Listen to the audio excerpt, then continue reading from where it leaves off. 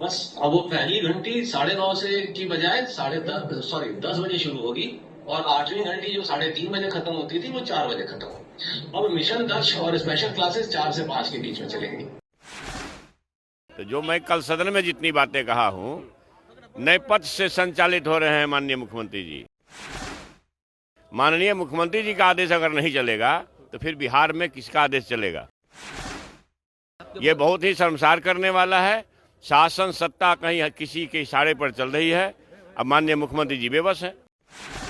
देखिए, पाठक मुख्यमंत्री जी को नहीं सुन रहे हैं, ये बात कब जाने? ये तो मजाक हो गया शासन सत्ता। 10 से 4 माननीय मुख्यमंत्री जी का आदेश हुआ और चिट्ठी निर्गत हुई है वो 9 से 5 का है।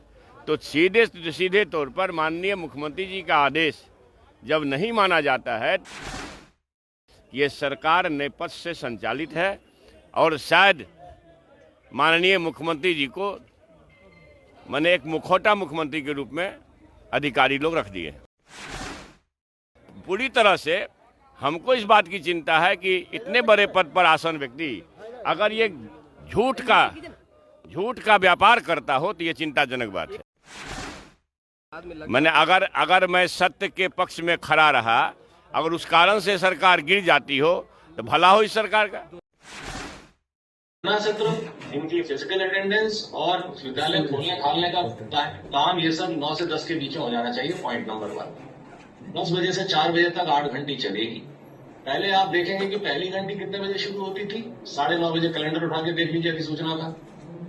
और 8वीं घंटी कब खत्म होती थी? 3:30 बजे। बस अब वो पहली घंटी 9:30 से की बजाय 10 बजे शुरू होगी और 8वीं घंटी जो 3:30 बजे खत्म होती थी वो 4 बजे खत्म होगी। अब मिशन दक्ष और स्पेशल क्लासेस 4 से 5 के बीच में चलेंगी। क्लियर है? इसमें किसी को कोई डाउट है? टीचर को सुबह 9 बजे पहुंचवा दीजिएगा स्कूल में, बस वो 8:30। चिट्ठी निकली देखे, न्यूज 18 के लोग चला रहे हैं। तो जो मैं कल सदन में जितनी बातें कहा हूं, नए पद से संचालित हो रहे हैं माननीय मुख्यमंत्री जी, और हमको लगता है कि मुखौटा बना के लोग रख दिया है इनको। माननीय मुख्यमंत्री जी का आदेश अगर नहीं चलेगा तो फिर बिहार में किसका आदेश चलेगा, ये बताइए। ये बहुत ही शर्मसार करने वाला है। शासन सत्ता कहीं किसी के इशारे पर चल रही है। अब माननीय मुख्यमंत्री जी बेबस हैं। ये सबके सामने हो गया। तो आपका ये तेवर नहीं था। अरे भैया, तो मेरा तेवर कमजोर कब था, सो बताइए तो थे। जो सत्य था अपने नेता से और माननीय मुख्यमंत्री से। कल तो तिथिवाज दे दी है जी, कब क्या हुआ? आदेश के बाद भी कल जिस तरीके से घंटी का रूल निकाला गया पूरे आदेश में, कैसे मानते हैं आप? क्या लग रहा है कि क्या हो रहा है? आप समझ रहे हैं चीजों को? 10 से 4 माननीय मुख्यमंत्री जी का आदेश हुआ और चिट्ठी निर्गत हुई है वो 9 से 5 का है। तो सीधे तौर पर माननीय मुख्यमंत्री जी का आदेश जब नहीं माना जाता है, तो मैंने कल सदन में कहा है तिथि के हिसाब से डेट वाइज आपको जानकारी दिए हैं।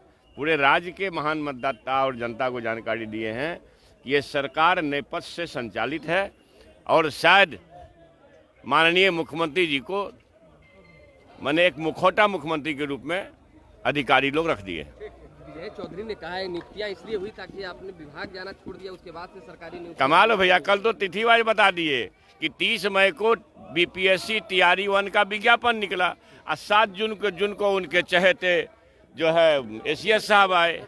तो 1 महीना 7 दिन के बाद जो आए, उनका क्या योगदान हो गया बीपीएससी में, हमको सो बताइए। और पूरी तरह से हमको इस बात की चिंता है कि इतने बड़े पद पर आसन व्यक्ति अगर ये झूठ का व्यापार करता हो तो ये चिंताजनक बात है। एक आखिरी सवाल है, आपको इस बात का मलाल है कि आप ही के गलत बयानबाजी के कारण सरकार गिर गई? क्योंकि कई आरोप आपके बाद में लगे। मैंने अगर मैं सत्य के पक्ष में खड़ा रहा, अगर उस कारण से सरकार गिर जाती हो तो भला हो इस सरकार का। दोषी आप हैं? मैं तो भला हो इस सरकार का। मैं सत्य के पक्ष में खड़ा हूं। जो सत्य के पक्ष में खड़ा होगा वो दोषी होगा। आपको कल जो मैं डेट वाइज जानकारी दी है सदन में, पूरा राज्य की जनता देख रही है, जान रही है। पता करिए क्या हो रहा है। देखिए, पाठक मुख्यमंत्री जी को नहीं सुन रहे हैं, ये बात कब जाने? ये तो मजाक हो गया शासन सत्ता। माननीय मुख्यमंत्री जी के निर्देश का अवहेलना तीसरी बार नहीं हुआ है। ये टाइमिंग के मामले में जो दकियानुसी निर्देश दिए गए हैं, ये तीसरी बार माननीय मुख्यमंत्री जी कल सदन में दिए हैं, तो आप लोग जानते हैं। एक मंत्री के रूप में 1.5 दर्जन मंत्री के सामने आज से कोई 2 महीना पहले माननीय मुख्यमंत्री जी का निर्देश हुआ। बच्चे मर रहे थे ठंड के कारण, तो आधा दर्जन बच्चे मर गए ना बिहार में। बच्चे मर रहे थे, वो अनुपालन नहीं हुआ। हम लोगों के सामने जब कहे, उसके 1 हफ्ता के बाद माननीय विधान पार्षद डॉक्टर संजीव कुमार सिंह जी गए, वीरेंद्र नारायण यादव जी गए, संजीव कुमार फिर सिंह जी गए मुजफ्फरपुर वाले, उनके सामने भी निर्देश दिए कि ये टाइमिंग बदलो।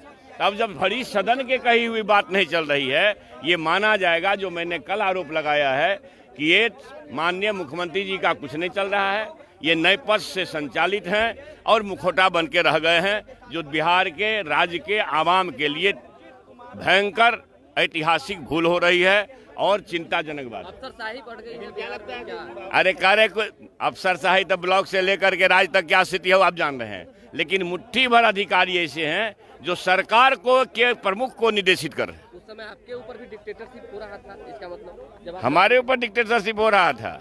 आप समझ रहे हैं, जितनी टिप्पणियां हैं मेरी संचिकाओं में, आप अगर खोल के देखेंगे, जांच हो जाए तो कौन कौन लोग फंसेंगे समय बताएगा। कौन लोग आपकी भी नहीं चली उनके सामने, कुछ नहीं चली आपकी। तो मुख्यमंत्री जी की नहीं चल रही है तो आप देख रहे हैं, तो मुख्यमंत्री से बड़े हम सो रहे हैं। ऊपर है क्या पता किसका मतलब? मुख्यमंत्री जी से जब ऊपर हो सकते हैं कोई, तो हमसे के ऊपर कौन नहीं हो सकता। मंत्री जी बोले कि आप लोग बताए नहीं उनको, इसलिए नहीं। तो बताइए, अगर मान लीजिए कोई भी आदमी इतना झूठ बोलता हो, मैंने कहा कि 1.5 दर्जन मंत्री इसके गवाह हैं, उसमें पूर्व मंत्री भी हो गए हैं, हमारे जैसे बहुत लोग हैं, और उसके बाद विधान पार्षद है, जाके डॉक्टर संजीव सिंह से पूछिए कि भाई अरे अभी तक नहीं हुआ 10 से 4। अब ऐसा है।